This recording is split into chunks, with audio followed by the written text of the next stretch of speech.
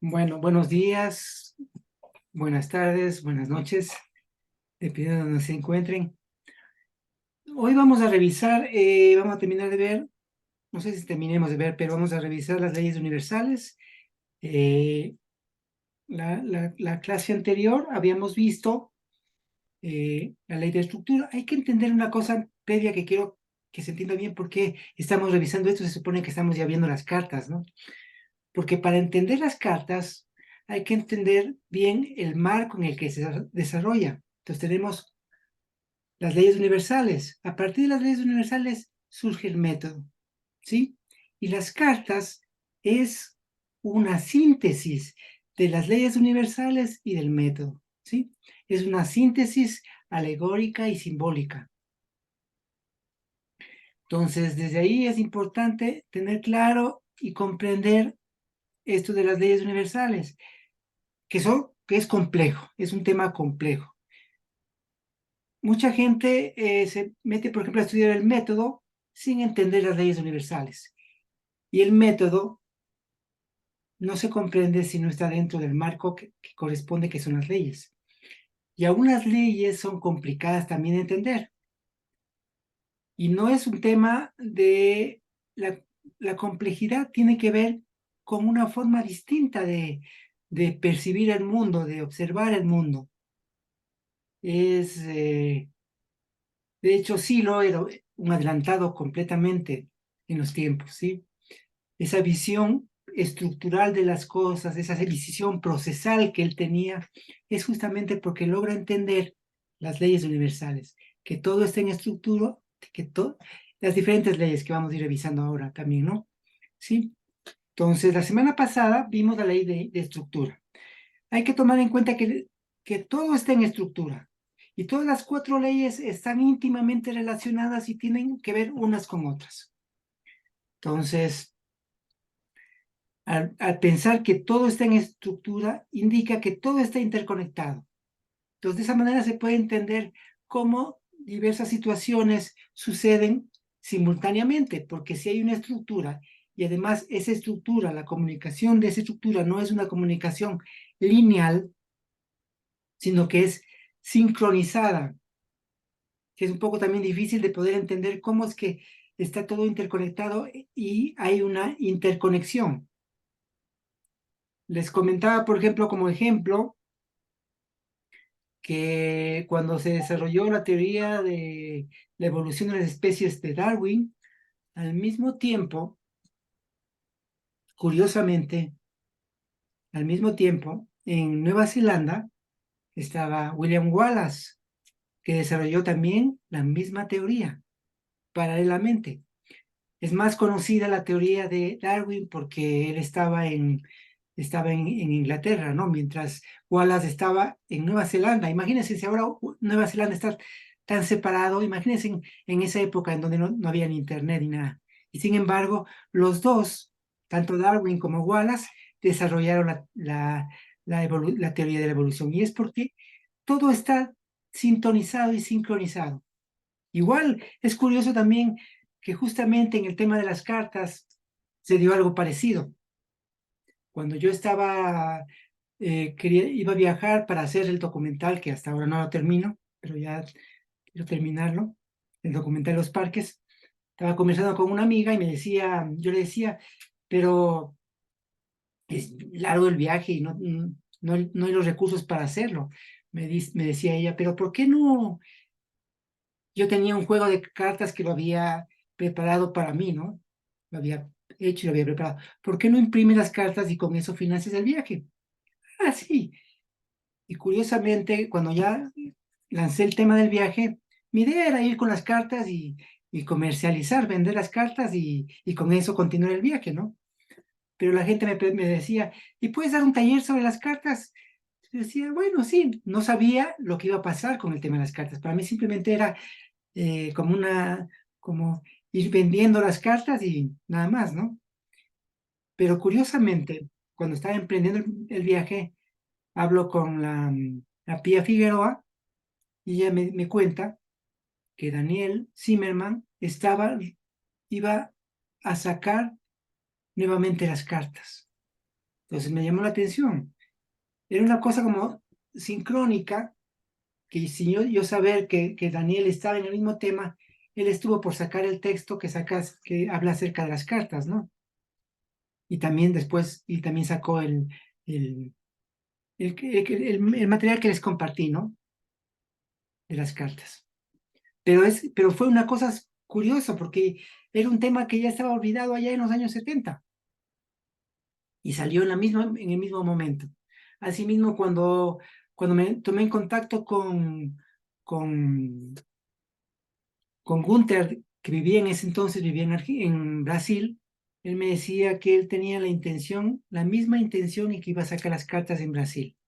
Entonces es curioso cómo en un momento dado, fíjese, las cartas salieron en el año 71. Del 71 al 2015 no había nada de las cartas. Pero curiosamente en ese momento, ¡pum!, apareció en diferentes puntos situaciones curiosas, ¿no? Entonces eso tiene que ver con esto de la estructura, de que todo está interconectado, ¿no? Entonces al estar todo interconectado, eh, y tampoco significa que la información pasa de manera lineal. Por ejemplo, ahora se descubre que las hormigas se comunican entre ellas, ¿sí?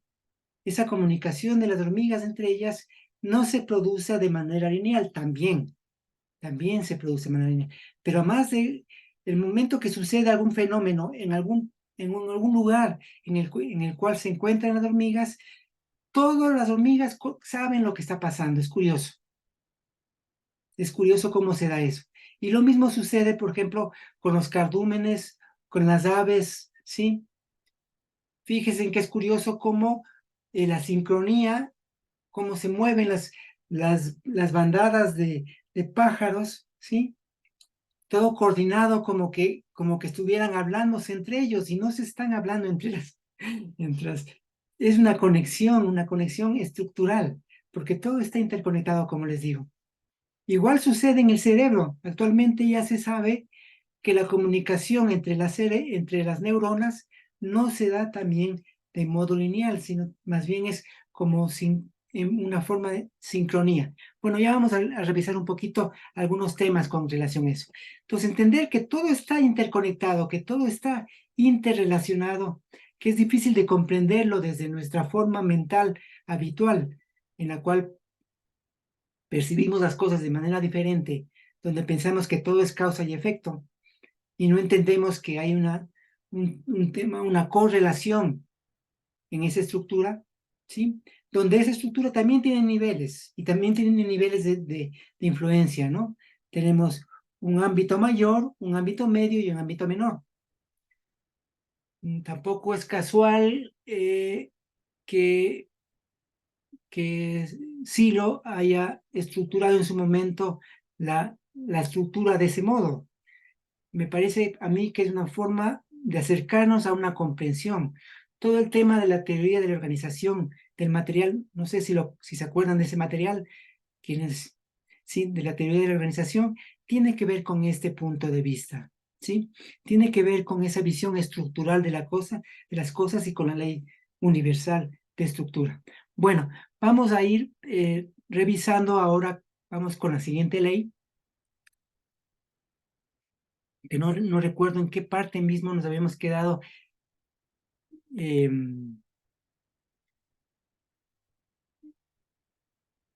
anteriormente.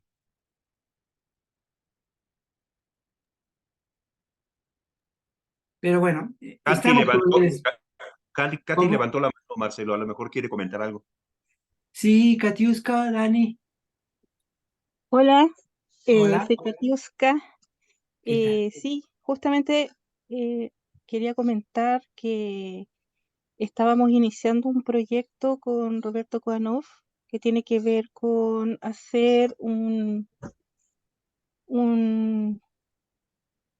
la rueda en 3 meses. El proyecto de la rueda, que son 12 Ujú. años, en 3 meses.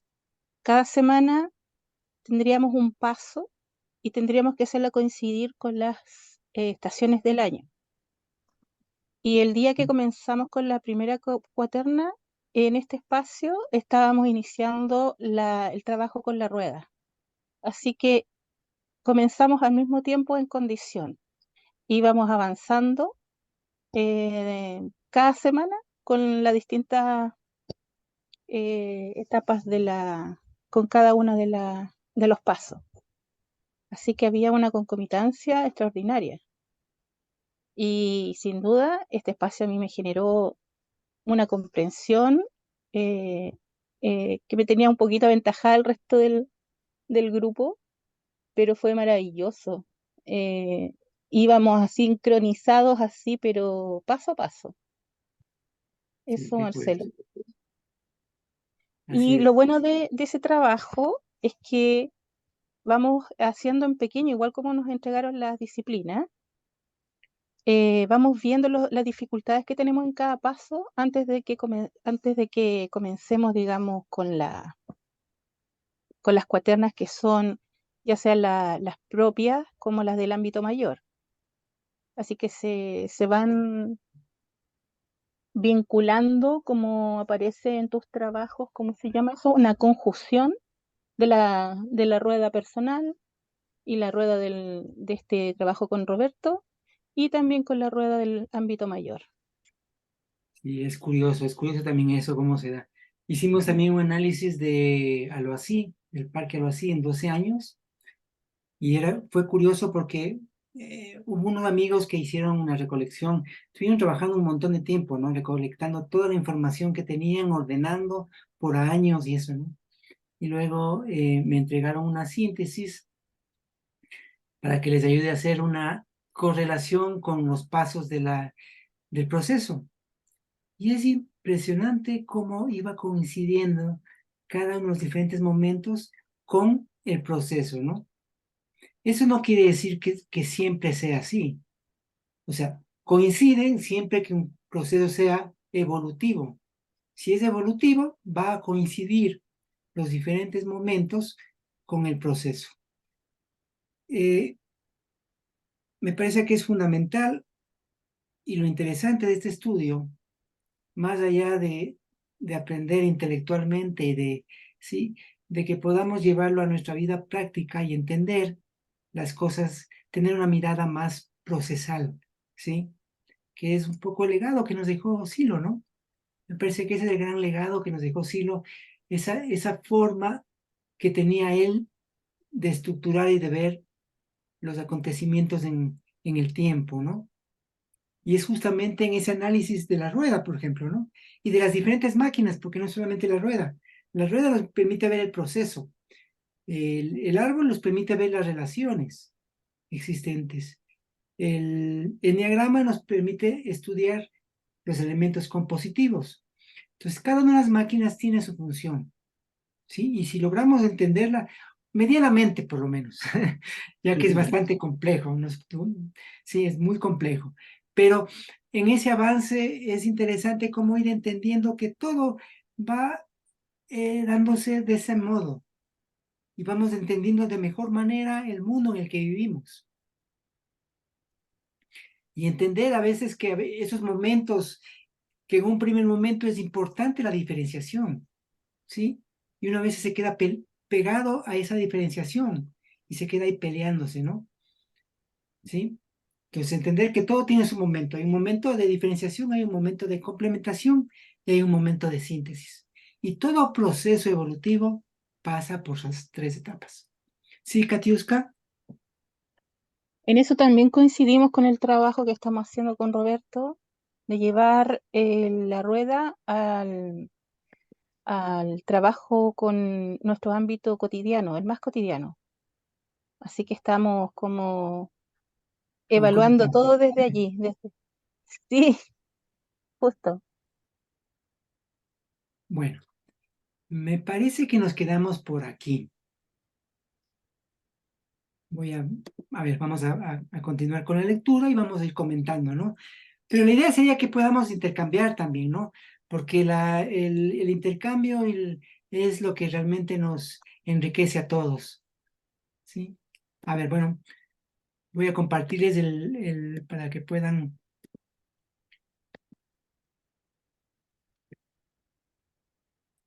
La perspectiva que tenemos de las cosas modifica nuestra visión de la realidad.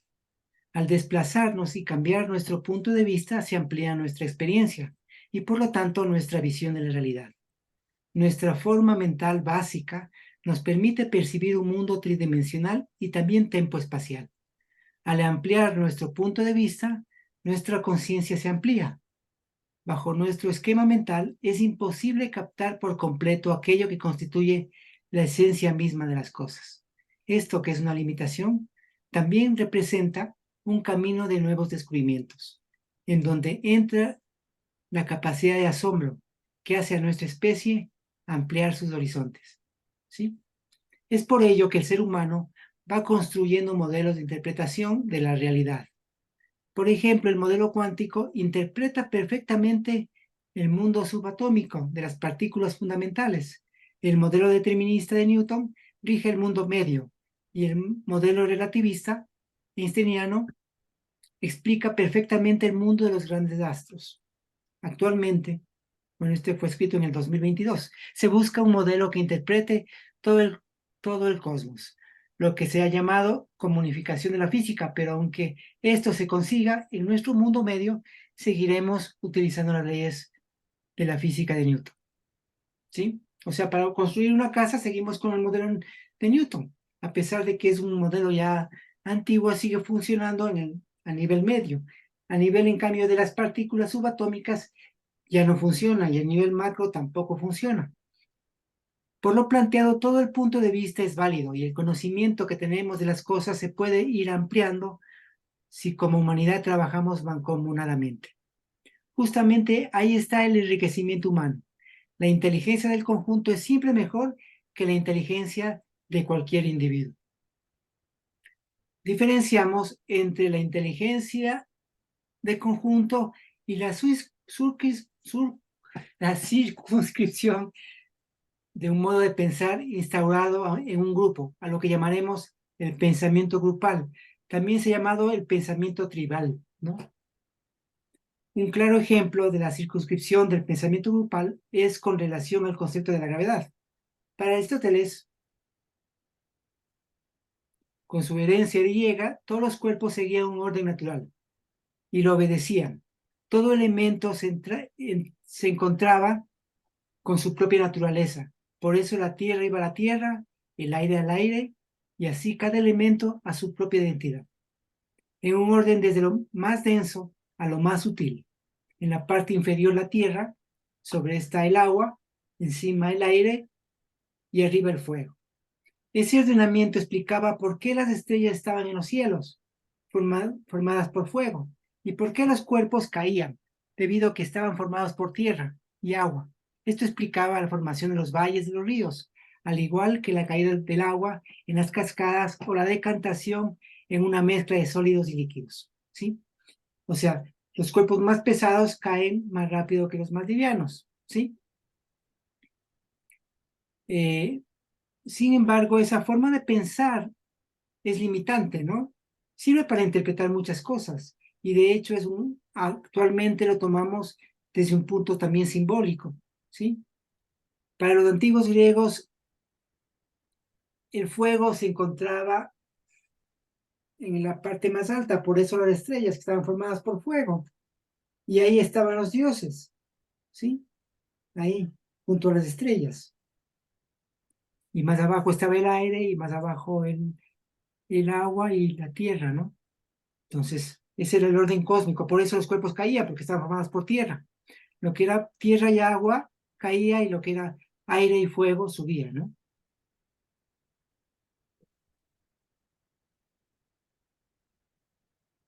¿Dónde me había quedado?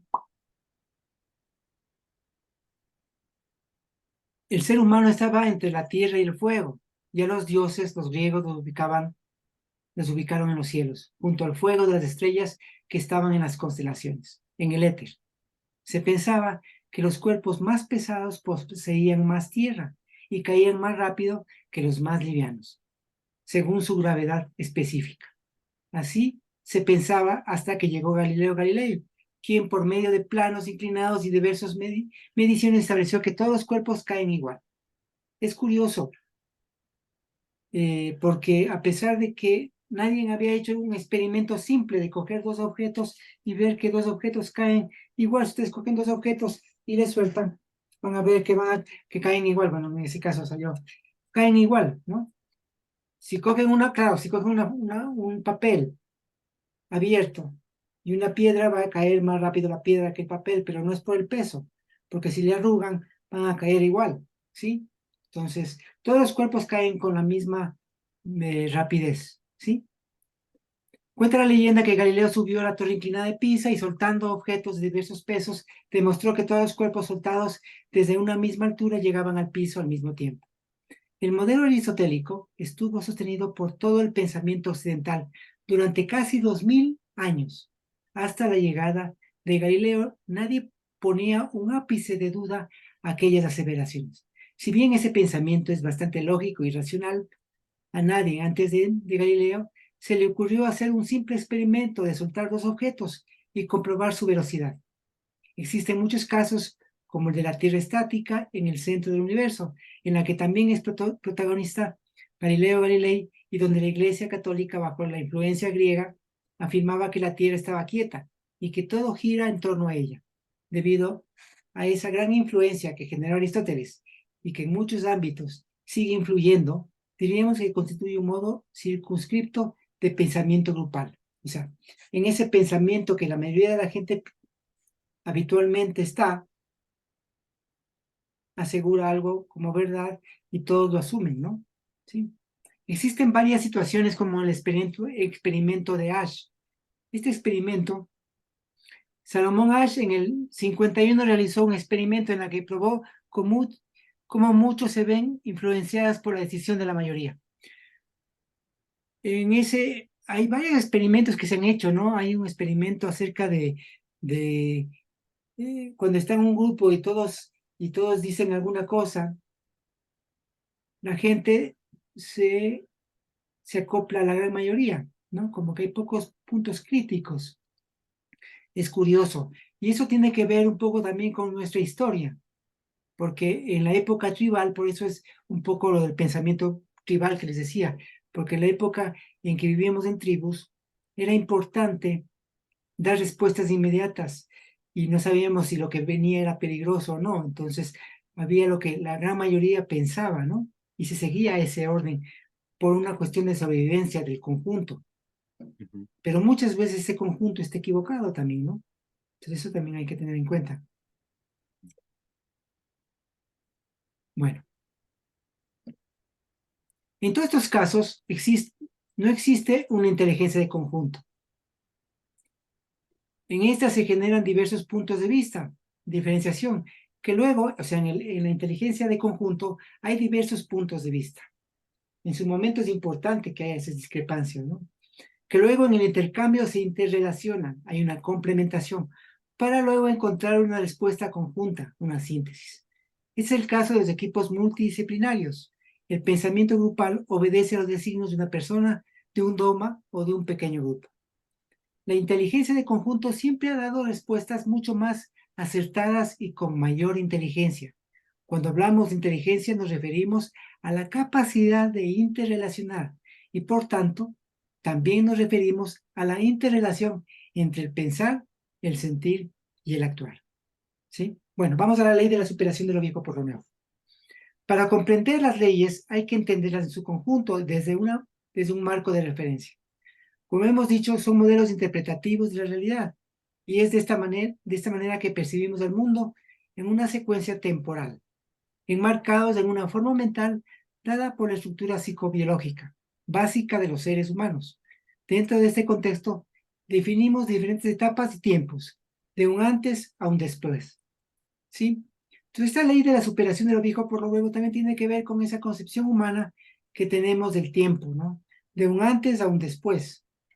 Esta ley nos indica que la evolución del universo tiene sus ritmos y ciclos, en donde se dan tres etapas. Una de diferenciación, en donde los elementos que conforman nuestra estructura se encuentran aparentemente aislados. Una donde esas diferencias se complementan entre sí, es decir, existe una interrelación. Las diferencias enriquecen al conjunto. Y una en que De la complementación se produce una síntesis, un nuevo cuerpo mucho más complejo que los elementos que lo componían inicialmente. Este último momento no es simplemente la suma de las partes, sino también la interrelación entre ellas. Esta nueva condición hace que las situaciones adversas al nuevo momento sean desechadas. ¿Sí? Esta es la manera como la historia humana en las épocas de mayor auge y crecimiento hizo que las sociedades prosperen. No estamos refiriéndonos a la imposición de una cultura sobre otra, ni a la homogeneización cultural. Por el contrario, hablamos de la diversidad en una convergencia, donde la diversidad enriquece y produce avances en el conjunto. Este paso en el Renacimiento, por ejemplo, en donde las nuevas ideas hicieron que prosperen la ciencia y el arte, saliendo de la barbarie de una etapa oscura, y también en donde fueron perseguidos quienes pensaban diferente a una forma cultural y religiosa imperante. En el cambio de las condiciones de una estructura, los elementos nuevos que se desarrollan en el interior de la estructura, caracterizados por una mayor vigor y energía, desplazan a los más viejos. Se produce una suerte de reciclaje de los elementos aptos del momento anterior y conjuntamente con nuevos elementos generan un nuevo sistema más complejo que el predecesor. No hablamos de las condiciones de los seres humanos en su proceso biológico de envejecimiento natural. La experiencia acumulada y el relato permite no repetir errores anteriores, sacar mejor provecho a las situaciones y a la sabiduría. ¿Sí? O sea, no nos referimos cuando hablamos de que los elementos nuevos desplazan a los viejos, no nos referimos a un tema de edad. También sucede eso. Pero también sucede eso porque muchas veces quienes vamos envejeciendo, vamos quedándonos con formas fijas, ¿sí? Si mantenemos esa movilidad de imágenes, si mantenemos esa forma de ver diferente y cambiante, también nos mantenemos jóvenes, ¿sí? Yo les voy a contar una cosa que me parece curiosa, porque yo siempre he visto a la gente del movimiento mucho más joven que otras personas, ¿sí? Y eso es hasta cierto punto cierto, ¿no? Pero era curioso, yo me acuerdo que para mí entró una señora al movimiento en una época. No voy a decir quién porque no tiene mucho sentido, pero curiosamente, esa persona que entró al movimiento era de la misma edad de otros amigos que estaban en el movimiento, pero yo les veía más jóvenes a mis amigos, y a esta señora la veía señora. Y resulta que ahora ya no es así. Ya no le veo como señora, ya le veo igual que los otros. Es porque justamente el movimiento me parece que le ha rejuvenecido, ¿no? Y lo que hace que nos rejuvenezcamos es la capacidad que tenemos para mover las ideas, para no quedarnos con ideas fijas, ¿sí? Sino siempre cambiantes, siempre viendo las cosas nuevas, ¿sí? Si comenzamos a ver cómo quedarnos con ideas fijas, no tener esa capacidad de movilidad de imagen, envejecemos. Envejecemos físicamente y también intelectualmente y emocionalmente, ¿no? Entonces eso es importante. En cualquier caso, es necesaria la renovación de las ideas y el estar siempre vigentes en el desenvolvimiento humano para entender el momento de proceso en el que nos encontramos. Esta ley explica el proceso cósmico que va de lo simple a lo complejo. El universo está en constante expansión. La materia y energía se condensa. Se forman pequeñas cunas estelares que se expanden para que nazcan las estrellas. Estas se desarrollan, vuelven a condensarse, unas explosionan en supernovas, dando origen a nuevas estrellas. Otras se convierten en agujeros negros, que luego, con el paso del tiempo, se disipan en radiación. Otras quedan como grandes estrellas apagadas o como estrellas de neutrones. Alrededor de algunas estrellas giran planetas, en donde se concentra materia orgánica. Surge la vida y de la vida la conciencia. ¿Sí? Entonces aquí, justamente en ese relato de un poco a nivel cósmico, se ve justamente cómo se dan los diferentes momentos. Un momento de diferenciación, un momento de complementación y un momento de síntesis. y el surgimiento de un nuevo proceso, ¿sí? También no todo tiene su proceso, no todo completa el proceso, digamos, ¿sí? Hay cosas que quedan a medio hacer y tienen que volver. Por eso nos pasa muchas veces que vamos repitiendo las mismas cosas, los mismos errores. Cuando no tenemos una cosa resuelta, cuando no hemos completado un proceso, volvemos a repetir, ¿sí?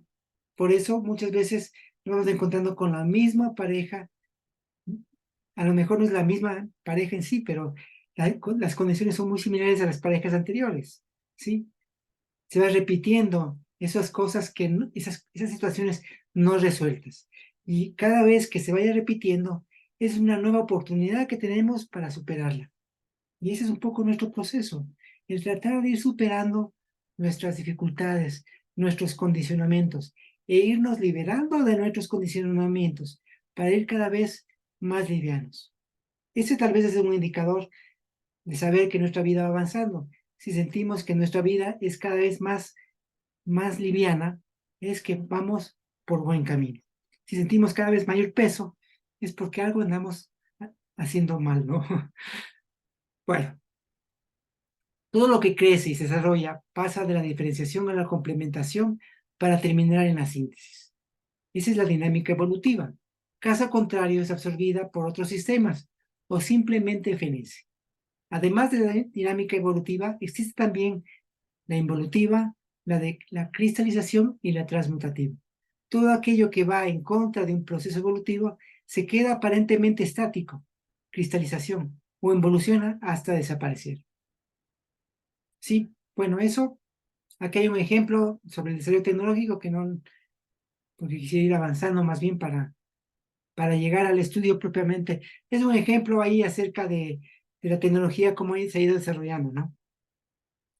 Por la ley de la superación de lo viejo por lo nuevo, se explica lo que Ortega y Gasset describe como el método de las generaciones, o lo que H. Van Doren, Silo, llama la dialéctica generacional, en la que las nuevas generaciones se confrontan con las generaciones instauradas. Ese es el germen de los cambios sociales. La dialéctica generacional sería una particularidad de la ley de la superación de lo viejo por lo nuevo. En todo el proceso humano vemos cómo esta ley se hace presente. La organización de la sociedad se ha dado de esta manera. Pequeños grupos humanos se desarrollan hasta un cierto límite. Diferenciación. En un segundo momento se encuentran con otros grupos y empieza a haber confrontaciones, para luego, en un crecimiento evolutivo, lograr una relación que permite enriquecerse de las diferencias y finalmente una unión en la diversidad. Esto se puede dar cuando se observa que justamente en la diversidad es en donde existe el crecimiento. Para el desarrollo de cualquier especie u organización es necesario caer en cuenta que en la diversidad está su propia supervivencia. Una especie con limitación en la diversidad genética está más propensa a su extinción que aquella enriquecida con la diversidad. Y de hecho, América Latina es tal vez el lugar en donde hay una mayor diversidad genética, ¿no? Porque somos el cruce de diversos pueblos. Fíjese que en Europa, España, es donde más hay una mayor mezcla, ¿no? En Europa. Y los españoles vinieron acá y acá se produjo un mayor mestizaje, ¿no? Entonces eso es algo interesante desde el punto de vista eh, de la diversidad, ¿no? Bueno, no sé si hasta aquí tenemos algún comentario, pregunta, ampliación de algún tema.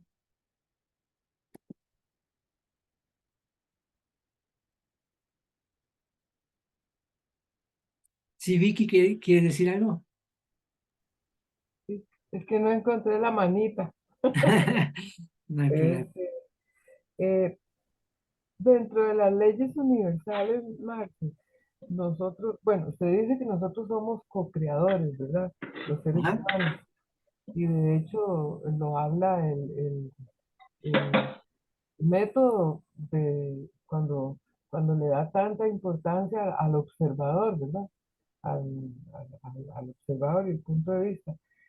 Pero nosotros solo podemos co-crear, esa es la pregunta, dentro de las leyes universales, dentro de ese marco de las leyes universales.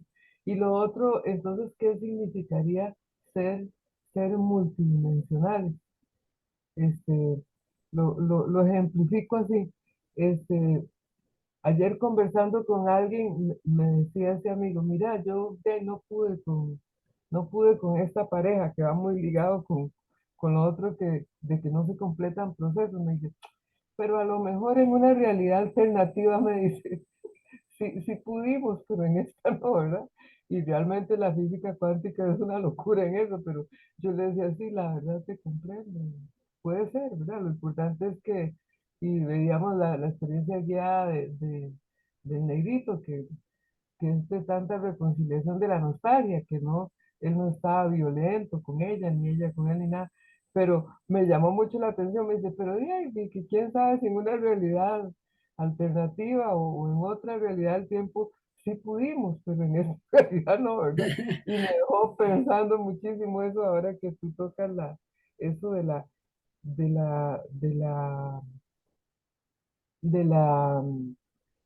superación de lo nuevo por lo viejo, bueno, y de las leyes universales. Y lo otro, ya para terminar, es que la ley de superación de lo viejo por lo nuevo, no todos se completan los procesos en la vida, ¿verdad? Hay muchas cosas que quedan truncas, ¿no? Aunque el negro dice, siempre que lances algo, siempre va a ir en busca de su objeto, esa es la intención, pero hay cosas que no se completan y por eso tal vez digo yo que la historia una a la vez como tan desastrosa, ¿verdad? Guerras, desde el principio seguimos y toda esa cosa, ¿verdad? Este, pero, la, y esa es la fundamentación de la reencarnación, de que siempre vamos a tener la oportunidad porque vamos a venir en otra vida y eso, ¿verdad? Esas son las cosas que quería comentar. Son varias cosas en uno. Sí, bueno, dentro de lo que tú decías, de que también Rosa, pues, gracias a los multiversos, decía Rosa, sí, efectivamente. Bueno, es parte de varias teorías en la física sobre el tema de los multiversos, pero bueno, más allá de eso, em, tienes mucha razón, o sea, de hecho, todo acto que lanzamos en el mundo, uno no sabe no determina ese acto, ¿no es cierto? Es un acto lanzado que tiene, y uno no sabe, y depende un poco de la capacidad de influencia que puede generar eso para que sea mucho más fructífero, ¿sí? Y también sucede, me parece que el desarrollo tecnológico que tenemos es mucho más avanzado que el desarrollo mental y esa es una gran dificultad que tenemos. Sí, que justamente el desarrollo tecnológico es abrumador y el desarrollo mental todavía le falta mucho como para dar un salto y saber utilizar adecuadamente todas esas tecnologías, ¿no? que tenemos. Y eso nos lleva a un mundo terrible de guerras, que es una cosa pero totalmente prehistórica, ¿no? diría yo, o sea, porque seguimos teniendo la misma, tenemos el mismo cuerpo, ¿sí? Que ese ser que salió de las cavernas. La diferencia de nuestro cerebro con un, un ser de Cromañón no es muy diferente, no es diferente. La evolución es muy corta en el tiempo. Pero sin embargo, el desarrollo tecnológico ha avanzado tanto que es muy complicado mientras no se dé como un salto en la mentalidad de la gente, ¿no? Necesitamos un salto cualitativo, un salto transmutativo, un proceso transmutativo. Y eso es importante y creo que ese es el gran legado que nos dejó el Celo y Silo y con esta herramienta que es la rueda y todas las máquinas que nos permitan desarrollar y poder transmitir a una parte de la humanidad para ver si se despierta ese letargo que estamos, porque estamos dormidos. como humanidad. Bueno, ¿sí? Marcelito, una pregunta. La superación de lo viejo por lo nuevo, o según en el estado que uno esté, sea, por ejemplo, quedarse atrapado en la diferenciación, mm, determina la evolución o la involución, ¿verdad? Así es. Entonces no es una garantía de algo mejor, al menos que se lo mire desde otra perspectiva, ¿sí? Porque son leyes, pero a pesar de ser leyes, aún así el ser humano es el que tiene que direccionar hacia dónde va su propia Así evolución. es, así es, así es. Sí, justamente. Así es, Margarita, totalmente. No recuerdo la frase, hay una frase que decía el negro acerca de que, de que el desarrollo se da por la superación de su mente, de la mente humana, ¿no? Que debemos pasar de esa forma mental que tenemos a otra diferente, mucho más abierta y mucho más evolucionada, no sé cómo decirlo. Sí, Katiuska o Dani. Soy Dani. Sí, Dani. Que haciendo estas etapas, como viviendo la rueda, viviendo el proceso, entiendo de una forma ya no menos intelectual la parte del camino interno que dice, no dejes pasar un día sin preguntarte quién eres y hacia dónde vas, porque en el proceso de la rueda es fácil como perder la orientación o olvidar la condición de origen. Entonces, cuando uno está mentando en cambiar condiciones, se te hace una necesidad preguntarte quién eres y hacia dónde estás direccionando eso. Completamente, completamente de acuerdo. Bien, sí, sí, sí. Es algo que debemos preguntarnos todos los días, ¿no? Eso nos mantiene más despiertos, nos ayuda a despertarnos y continuar en este proceso evolutivo. Muy bien, continuamos.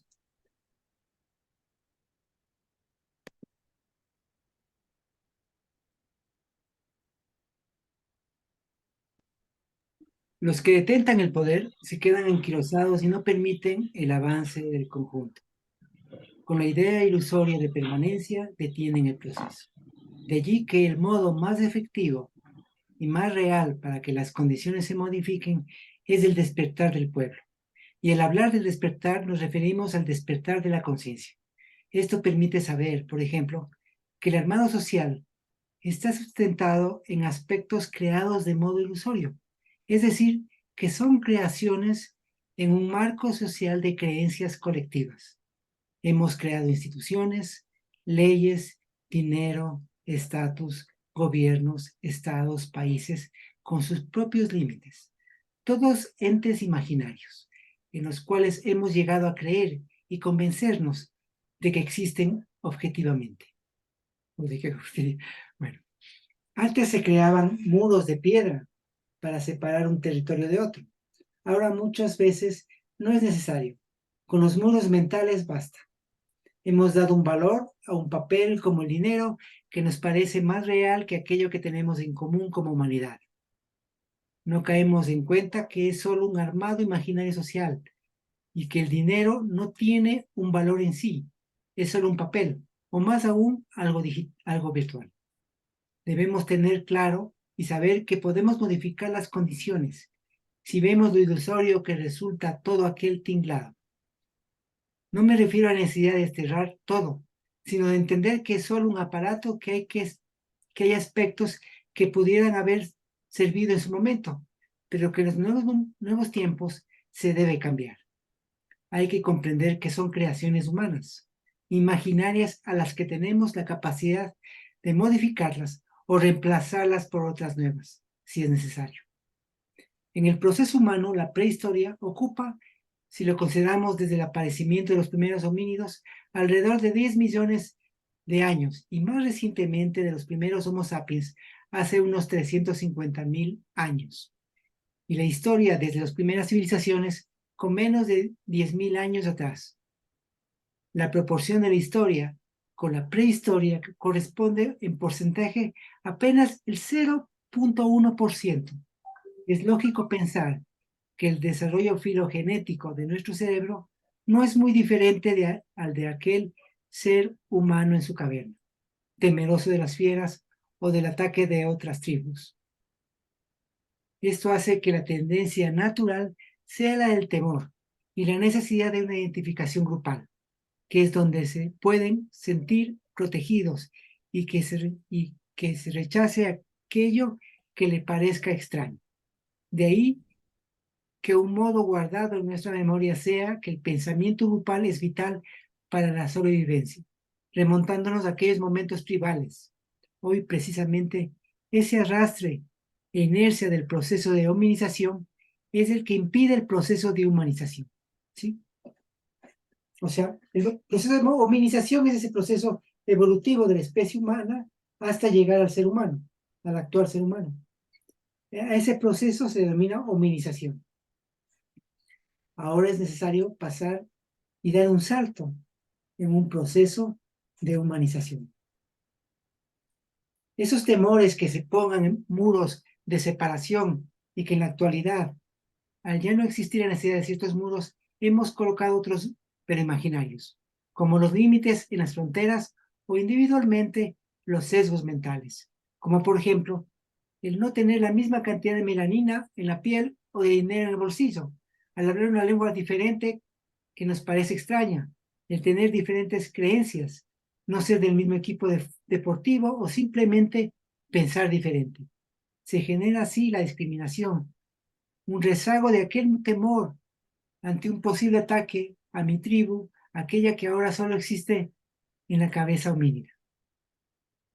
O esperamos otros 10 millones de años para que por vía evolutiva natural nuestro cerebro vaya modificándose lentamente, tiempo que no tenemos por las condiciones geopolíticas, sociales, culturales y ambientales, o realmente decidimos abrirnos al único futuro posible, en donde la capacidad de reflexión y de reversibilidad sea el modo de revertir un proceso contrario al de la humanización.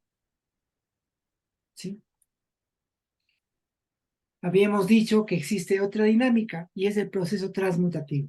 Este implica un salto cualitativo en el que a partir de un desarrollo de la conciencia se da un cambio total, como el salto energético en el que un electrón pasa de un nivel de energía a otro.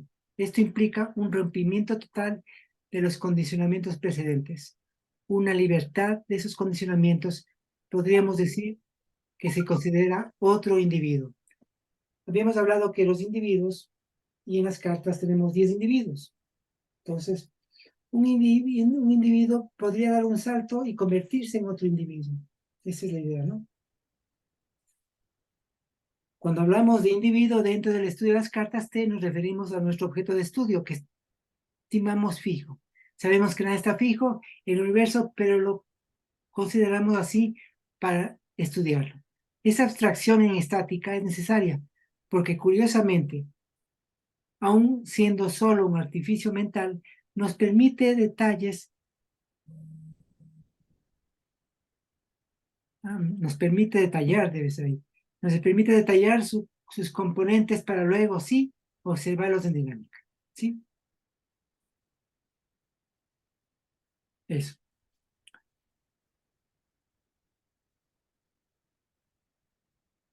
Pues, sí, Katiuska o Dani.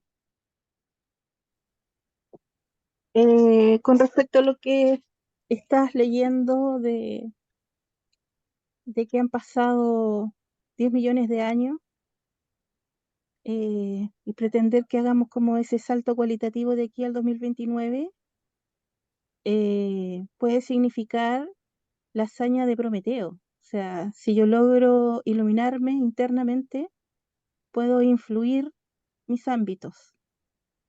Como el Así negro lo hizo con nosotros, nosotros podemos influir también nuestro entorno. sí, así es. Justamente esa es la idea, ¿no? Es la idea esa, ¿no? Sí, Vicky. Sí, refiriendo un poco a esto del cambio transmutativo, y lo que dice Katiuska también, hay una conversa que tiene el negro con Eduardo Gonzalo y creo Rosita Ergas, bueno, varios, y él dice que también se podría dar, que él no quiere estar en este formato mucho tiempo más, que nos imaginemos, por ejemplo, vivir 500 años, ¿verdad? ¿Cómo sería tu proyecto de vida?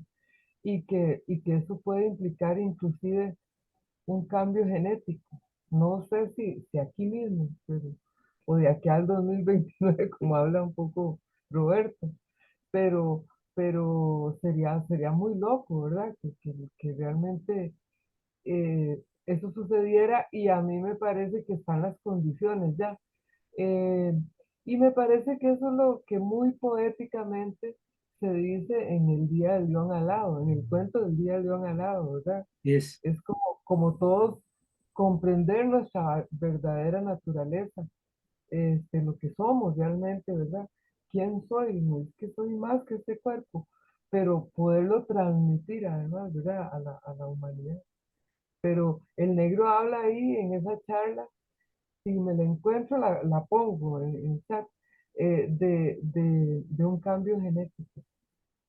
Muy interesante. no sé si podamos lograr un cambio genético en estos, pero lo que sí se puede hacer es un cambio en la química cerebral. Y con ese cambio en la química cerebral bastaría para este Los momento. alquímicos, Claro, de hecho, claro. los de la Sí, disciplina material. eso es posible, eso es factible. ¿Sí? Algo Eh, así como una alquimia cerebral. así es, Ajá. exactamente. Sí, sí, sí. Muy bien. Bueno, continuemos. Y esto Qué de aquí esperamos interesante. otros 10.000 años. O esperamos otros 10.000 años para que por vía evolutiva natural nuestro cerebro vaya modificándose lentamente, tiempo que no ya leímos, ¿no? Tiempo que no tenemos por las condiciones geopolíticas. Bueno, habíamos dicho que existe otra dinámica y es el proceso transmutativo. Este implica un salto cualitativo en el que a partir de un desarrollo de la conciencia se da un cambio total. Como el salto energético, también leí esto, ya es cierto. Sí, ya leí todo eso. Para lograr que los seres humanos continuemos como especie, es importante que seamos conscientes de que la única forma de desarrollo está en la complementación. Ahora no es el caso de solo un grupo humano, sino de toda la humanidad.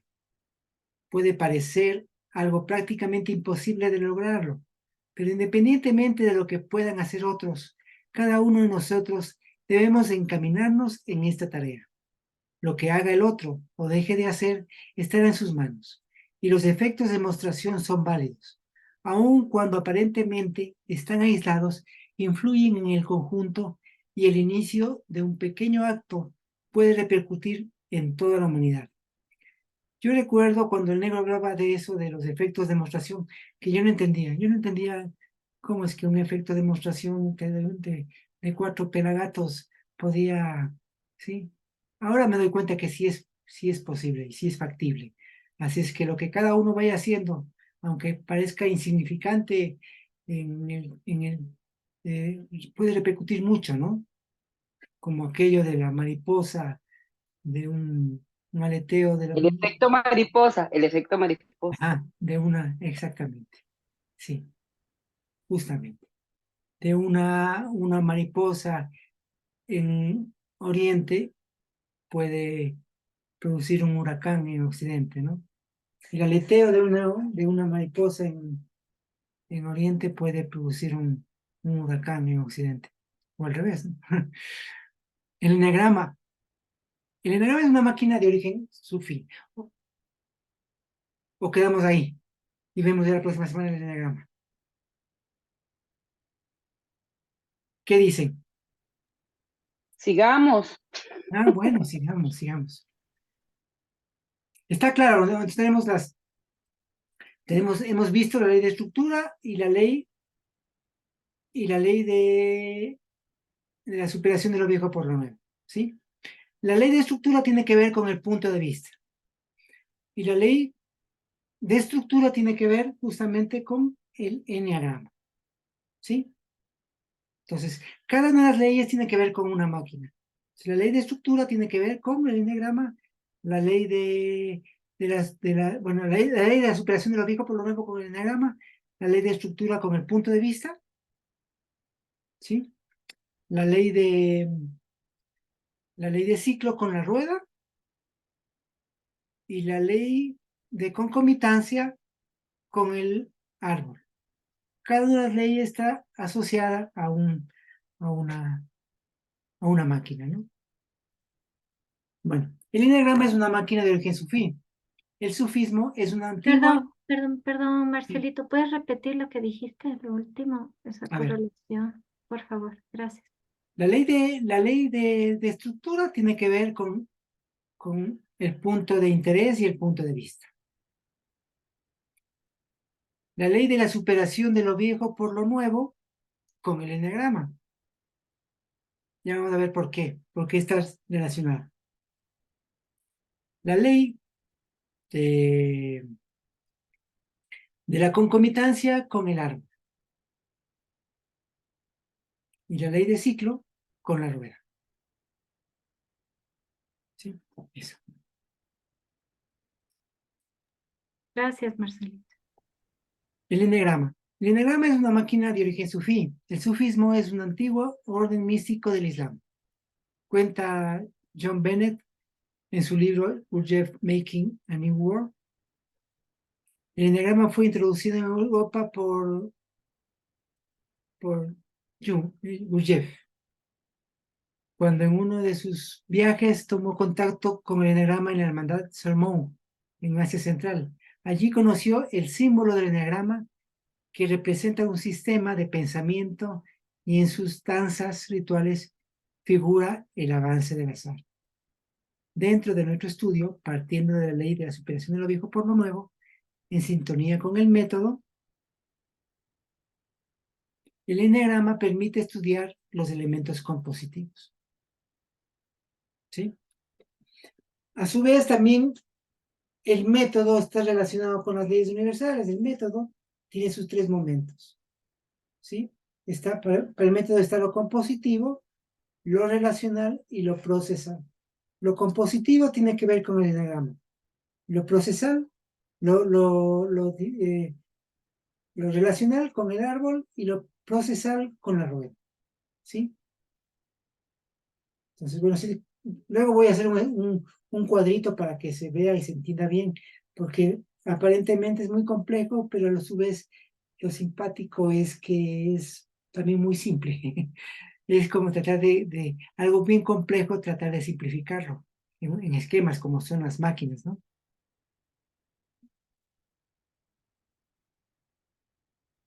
Si bien en esta máquina, como en todas las demás, encontramos las tres etapas, esta es de algún modo un tanto fractal, aludiendo a las leyes universales de estructuralidad, concomitancia, ritmos y complejidad.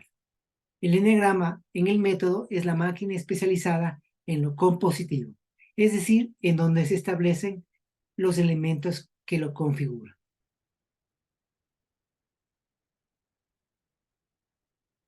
Atendiendo a la ley de la superación de lo viejo por lo nuevo, el ordenamiento en el enneagrama con respecto a los elementos que lo componen va de lo simple a lo complejo, de lo denso a lo sutil, de lo de menor frecuencia a lo de mayor frecuencia, de lo frío a lo cálido, del rojo al violeta. Todo dependerá de nuestro objeto de estudio, que en las cartas T serán nuestros individuos. Individuo viene del latín individuus y significa indivisible, por lo que lo entendemos como una unidad en un estado, es decir, en estática. En el contexto del método y las cartas T, constituye el objeto de estudio y de quién se pregunta, que no necesariamente es una persona. Si quiero entender una situación que estoy viviendo, sería justamente la situación en el futuro o en el presente aquello que quiero conocer. Luego, como habíamos comentado, debemos fijar el interés, el punto de vista y ver los elementos que componen a nuestro individuo. El individuo es una consideración en estática. Es como tomar una foto de la condición en la que se encuentra. Luego hablaremos de los diferentes individuos y cómo están relacionados en el agua. Lo que ahora nos interesa es ver los elementos compositivos. Explicaremos brevemente sobre el eneagrama. En el libro El regalo de los dioses, el eneagrama, que por cierto todavía no se ha publicado, ni tampoco, bueno, está terminándose de escribir. El eneagrama se explica ampliamente sobre los diversos aspectos. Existen dos tipos de eneagrama, el sextenario y el septenario. En este estudio vamos a tratar brevemente sobre el eneagrama septenario, por ser el utilizado en las cartas T. Entonces el sextenario no lo vamos a revisar, porque en las cartas T no se topa el eneagrama sextenario, se topa el septenario. El sextenario sirve para el trabajo, por ejemplo, en los oficios, ¿sí? Ahí utilizamos el eneagrama sextenario. En este estudio vamos a tratar brevemente sobre el eneagrama septenario por ser el utilizado en las cartas T. El uso de este eneagrama es de tipo descriptivo, a diferencia del eneagrama sextenario que es utilizado en los casos operativos. El eneagrama está dividido en 9 puntas, o 9 puntos, en la circunferencia, separados entre sí 40 grados, con respecto al centro del círculo. Cada uno de los puntos corresponde a los elementos compositivos. Déjenme ver, aquí hay una corrección que quiero marcarlo.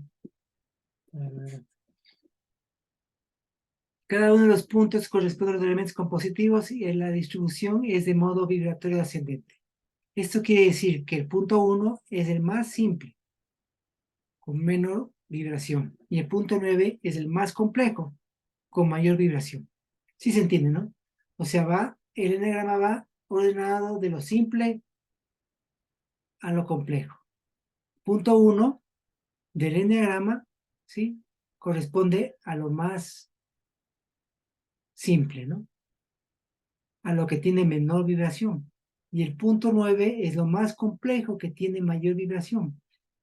Va desde lo frío, que sería el punto 1, a lo cálido, que sería el punto 9. O va del rojo en el punto 1 al violeta en el punto 9, ¿sí?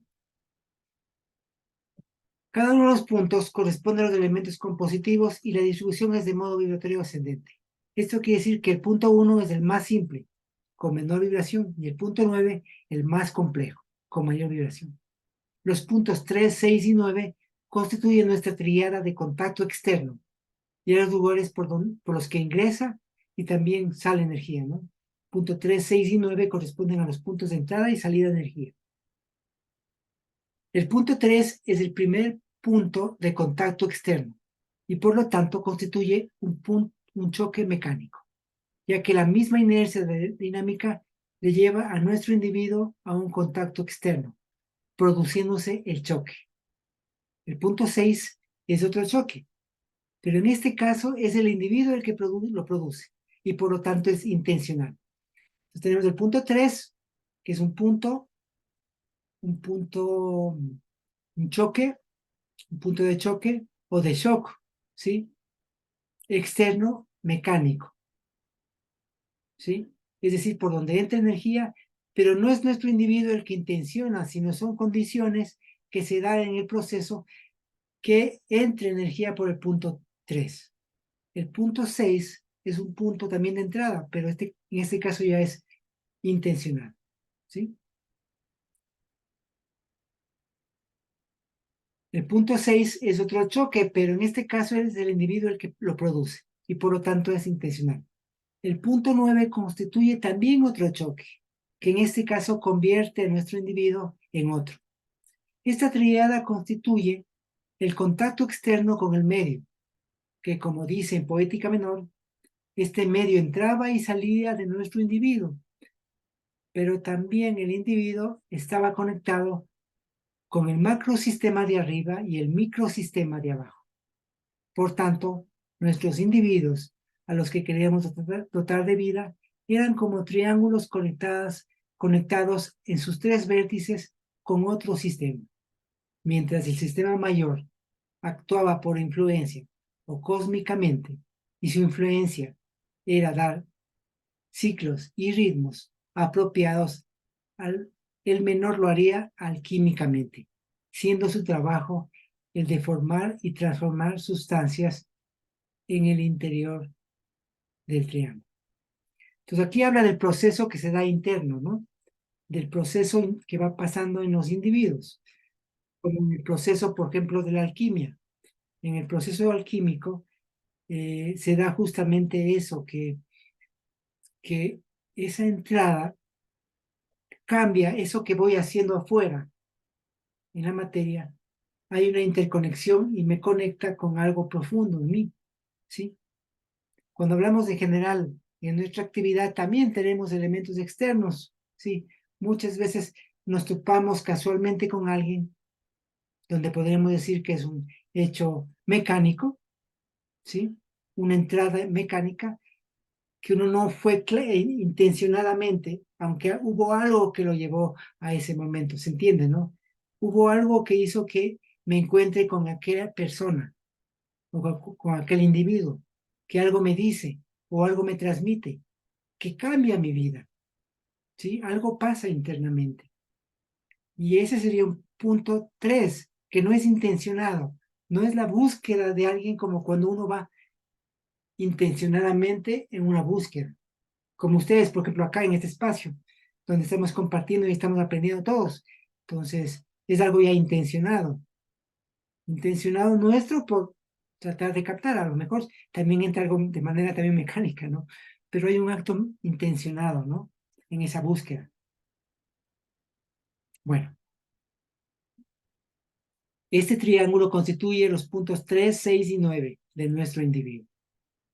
Los 3 puntos establecen las relaciones, los otros puntos establecen las relaciones internas y lo que le da el nombre a nuestro enneagrama septenario, porque corresponde a la división interna de nuestro individuo, 1 entre 7.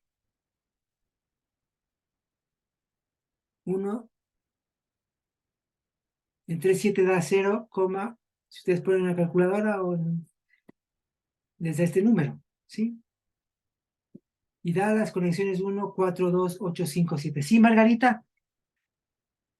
Quería preguntar, ¿tiene algo que ver estos puntos 3, 6 y 9 del individuo con lo que se habla acerca de la importancia de estos números con el científico Nikola Tesla? Sí, aunque se le aduce a Tesla algo que no le corresponde, pero sí, o sea, bueno, de hecho, Tesla estaba muy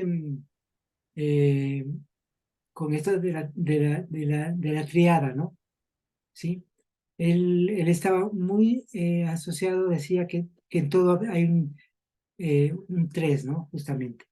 Sí, de ahí viene esto de la ley de 3, que también Gurdjieff lo habla, ¿no? De la ley de 3, ¿sí? Donde podríamos hablar también del pensar, sentir y actuar, ¿sí? El pensar, el sentir y el actuar, ¿no? Con los 3 puntos. Ahora, hay un enneagrama que le ponen como que fuera de Tesla, no es de Tesla, es un enneagrama, pero como Tesla hablaba de esta triangularidad, entonces le aducen a él, ¿no? Sí, tiene relación con esa trinidad que encontramos en diferentes culturas, ¿no? Aquí también en la cultura andina, tú sabes bien eso, Margarita. La cultura andina, ¿cómo es la triada esa ¿cómo es? Ahí se me fue ahorita. Que de Sí, la, tú sabes. por ejemplo, cuando se habla de la coherencia, es el Ayi Yachay, el buen pensar, Ajá, Ayi Munay, el buen sentir, y Ayi Yankai, el buen hacer. ajá, que es que es sí, pero también hay en diferentes planos también se habla por ejemplo, se habla del Acha- cóndor, ¿cómo es? También, esa trilogía, el hay cóndor, varias el trilogías, ¿no? puma y la serpiente. Y la serpiente, ¿sí? Esa tríada, ¿no? Ujú. Pues también hablamos de los tres planos, ¿no? El plano material, el plano psíquico y el plano mental, ¿sí? Entonces, y en varias tradiciones, en la India hay Indra, Shiva y Vishnu, ¿no? O en la iglesia católica, que en realidad surge un poco más bien desde de, de Egipto, esto de, de Dios Padre, Espíritu Santo y Jesús, ¿no? Jesús, el Espíritu Santo y el Padre, ¿no? Esa trilogía que está en diferentes tradiciones religiosas también, ¿no? Sí, sí, sí está relacionado con esos tres puntos, ¿no?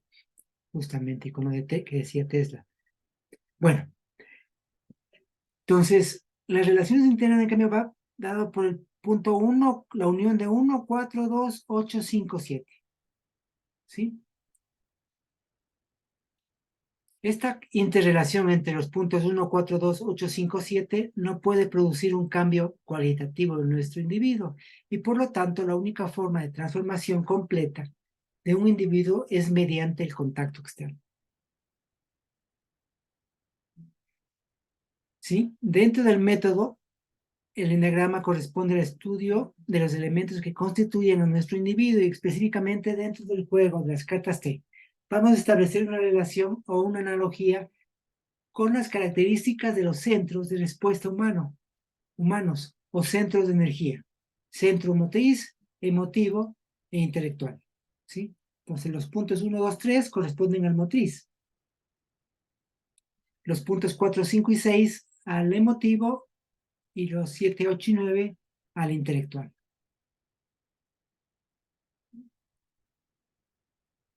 Encuadrados en el sistema de autoliberación. De este modo tenemos el centro motriz, parte motriz del centro motriz corresponde al punto 1, ¿sí? Que son los reflejos adquiridos. Están en relación con aquellas habilidades obtenidas debido al entrenamiento en el movimiento. Estos reflejos son aprendidos y se refuerzan en medida de la repetición y el perfeccionamiento. Los sintetizamos como las habilidades. Entonces, el punto 1 es el centro motriz, parte motriz, que son las habilidades. El punto 2, que es la parte emotiva del centro motriz, esta parte tiene que ver con los hábitos del movimiento. Cómo nos movemos al caminar, al sentarnos, al correr o al acostarnos. Los hábitos son el modo de actuar en las diversas situaciones. Si bien todos los centros de sus partes emotivas están relacionadas con los hábitos, sean motrices, emotivos e intelectuales, en este caso vamos de modo sintético a especificar en el motriz simplemente como hábitos, a la forma como nos movemos, sea este por repetición o por tendencias instintivas. ¿Sí? También muchas veces, por ejemplo, cuando nosotros repetimos un acto, se convierte ya en una habilidad, ¿sí?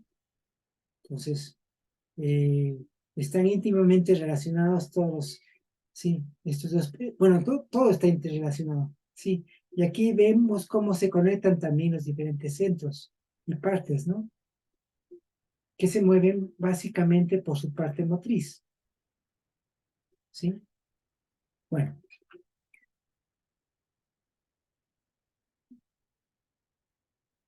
El centro motriz en su parte emotiva. Esta parte tiene que ver con los hábitos, ya vimos eso, ¿no? El centro motriz en su parte intelectual relacionado con el cuidado motriz, la atención al movimiento de nuestro cuerpo y su interacción con el medio. Cuando este llega a automatizarse, diríamos que puede convertirse en un hábito o en una habilidad, según sea el caso. Sintetizamos como cuidado, ¿sí? Cuando nosotros aprendemos algo nuevo, prestamos atención a los movimientos. Cuando aprendemos, por ejemplo, a manejar, a montar bicicleta o manejar un auto, prestamos atención a qué es lo que vamos haciendo, ¿no? Luego ya se va automatizando, ya se va convirtiendo en un hábito o en una habilidad, ¿sí? Pero un primer momento tomamos cuidado, igual que cuando aprendemos a caminar, donde está funcionando la parte intelectual, ¿sí? Y por cierto, es importante para mantenernos jóvenes también. A medida que va pasando el tiempo, cada vez el cerebro también hay que irlo activando más. Entonces, ir siempre utilizando la atención y el cuidado en nuestros movimientos y el trabajo es intelectual, ¿no? Porque cuando ya un movimiento se automatiza, ya pierde esa parte de usar por cuestiones energéticas también, ¿no? Lógicamente queda energía libre para otras cosas, pero si nos quedamos ahí simplemente repitiendo las cosas, no avanzamos y nos envejecemos también. Bueno, centro emotivo, parte motriz. Aquí hablamos de la expresión de la emotividad. Ahí ya pasamos al centro emotivo, ¿no? Y estamos en la parte motriz. Acá hablamos de la expresión de la emotividad, es decir, de la pasión, en el sentido griego, de una afección que influye en el comportamiento. En otras palabras, ¿cómo se expresa aquello que se siente? Mediante la risa, el grito o el llanto, la algarabía o la serenidad, la expresión de estupor o impavidez. Lo sintetizamos como pasión, ¿sí? Como decía, pasión en el sentido griego, ¿no? Aquello de lo cual, cómo expresa nuestra emotividad, ¿sí? Centro emotivo, parte emotiva, relacionado propiamente con la emotividad, con el sentimiento de apego o de rechazo. Dicho de otra manera, es aquella emoción sentida. A diferencia de su parte motriz, aquí está enfocada en lo que realmente se siente y no en cómo se expresa. Muchas veces se dice que alguien es muy emotivo porque ríe o llora con facilidad, pero esto no significa que es más sensible que aquel otro que bloquea la expresión de su emotividad, permaneciendo sereno, aunque internamente puede sentir fuertemente una emoción. Se sintetiza en la emoción. Entonces diferenciamos lo que es la parte emotiva del centro emotivo, que es lo que uno realmente siente, a lo que se expresa, ¿sí? El centro emotivo, en su parte intelectual, esta parte está relacionada con la intuición, es decir, con la comprensión de un fenómeno o situación que no viene de un análisis reflexivo, sino desde una conexión emotiva. Se da muchas veces por la interrelación, como la intuición que tiene una madre al conocer lo que le pasa a su hijo, sin tener un dato racional que lo corrobore, ¿sí? Es decir, la intuición es aquello que uno percibe, pero no es una percepción directa, pero es una percepción con algún dato que le viene, ¿no? Con algún dato, no es lo mismo que la precognición o el presentimiento, no es lo mismo, ¿sí? La precognición o el presentimiento la precognición es saber que va a pasar algo, y el presentimiento es sentir que va a pasar algo, ¿sí? Que todavía no pasa, son cosas diferentes. La intuición tiene que ver con algún dato. Por ejemplo, llega el hijo de alguien y le ve, y apenas le ve, sabe qué es lo que le está pasando. Eso es intuición, porque tiene un dato que viene. Y hay otras cosas también por la relación, ¿no? Muchas veces cuando tenemos contacto con alguien, ampliamos también nuestra intuición, ¿sí? Cuando tenemos mucho contacto con la gente, también vamos teniendo mayor intuición, ¿sí? El contacto con la gente nos permite intuir más, ¿no? ¿Sí? No sé, ¿hay alguna pregunta que se quiera hacer? Bueno, seguimos. Terminemos con esta parte y de ahí sí ya. Centro intelectual en su parte motriz. Y entramos dentro del centro intelectual. Esta parte está relacionada con todas las imágenes mentales, proyectos, sueños oníricos, ensueños, ilusiones, alucinaciones. Cuando hablamos de imágenes, no solamente nos referimos a las imágenes visuales, sino a todo tipo de representación de una situación, por cualquier sentido, sea interno o externo, sea por la vista, el oído, el tacto, el gusto, el olfato, o por la kinestesia o la sinestesia, ¿no? Sí, por cualquier sentido. Lo sintetizamos como la imagen.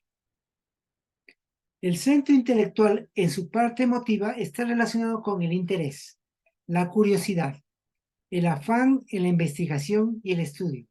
Lo sintetizamos en el interés. El centro intelectual en su parte intelectual está asociado a la atención, el mundo de las ideas, pensamiento deductivo e inductivo, modelos matemáticos, procesos lógicos y de abstracción. Lo sintetizamos en la abstracción, ¿sí? Entonces son los 9 puntos que ya lo habíamos revisado cuando vimos anteriormente, pero la idea era ahora revisar todo completo, ¿no? Que igual sirve como para tenerlo más presente, ¿sí? Bueno, ¿tienen alguna pregunta, alguna inquietud, algún comentario? Aquí está sintetizado, ¿no? Si quieren les voy a pasar al...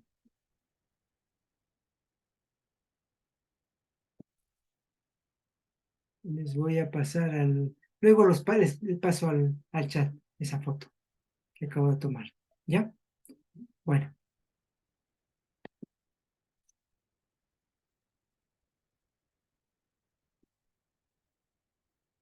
Bueno, no sé si tienen algún comentario, alguna duda, alguna pregunta, algo que ampliar, algo que... Sí, Vicky.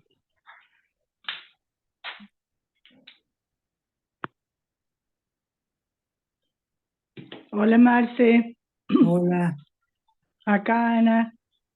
Marce, Ah, muchas gracias, magistral, todo lo de hoy.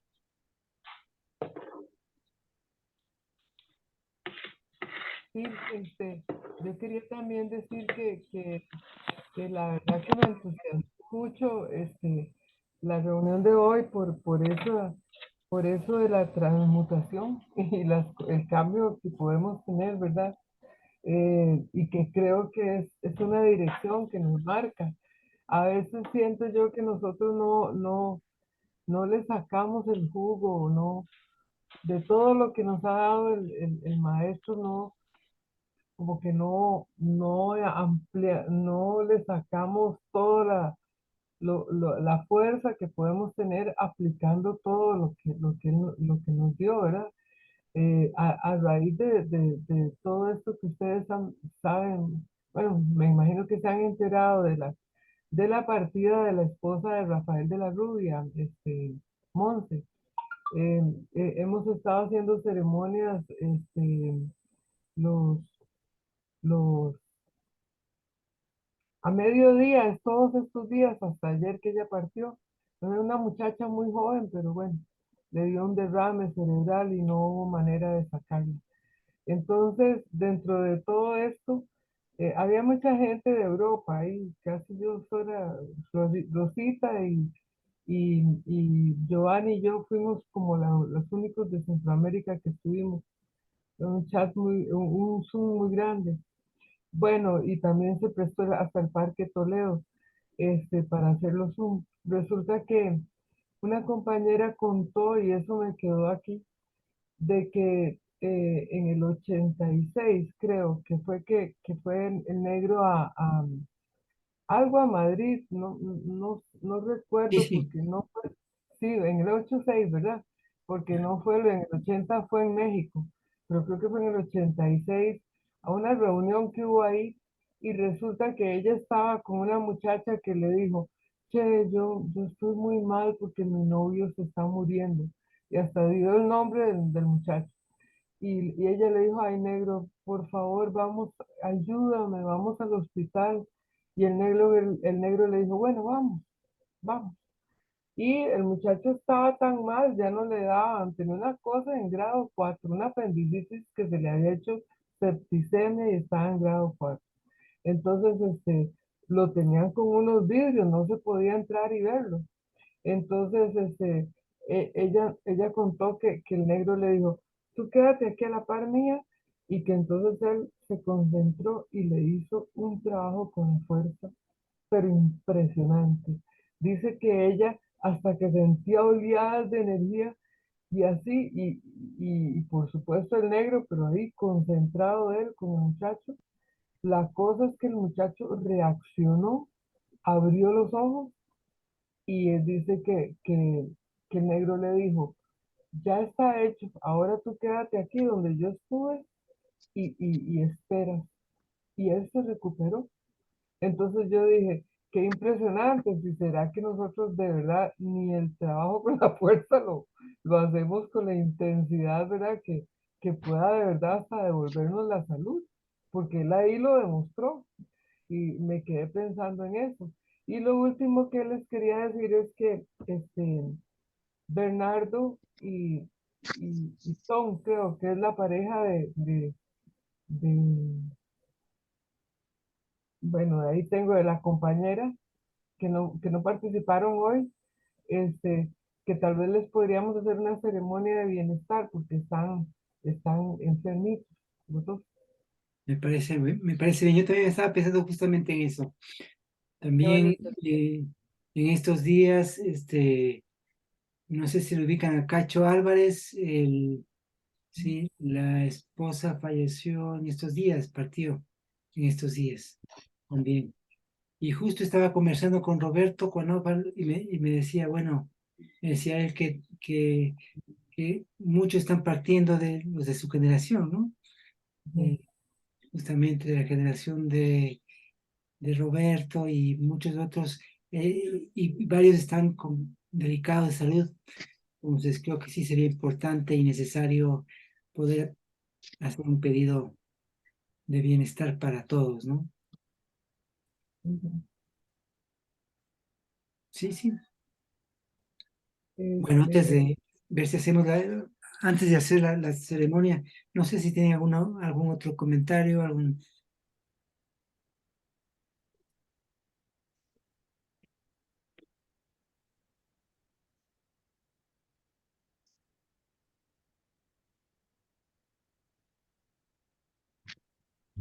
Raquel, ¿decías algo? Creo que estabas con el micrófono, creo que estabas diciendo algo o no. y Rosita No, no, me decías a mí, Marcelo. Sí, No, me ha parecido magistral todo lo que nos has contado, pero nada, tratando de asimilarlo y de relacionarlo con otros datos. Y por mi parte, más estudio porque como que cuando lo explicas lo entiendo, pero después a la hora de aplicarlo, pues me cuesta, la verdad es esa. bueno, sí, sí. Sí tiene su complicación, ¿no?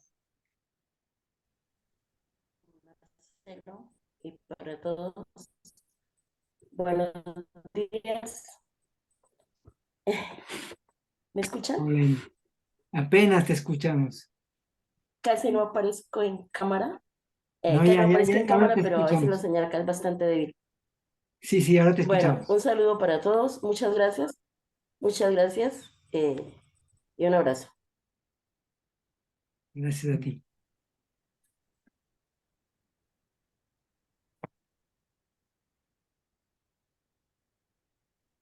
Bueno, entonces hacemos la ceremonia. Voy a sí, parar la grabación y creo que la pareja es de Norita, la pareja de Nora se llama Tom y Bernardo, que están enfermitos.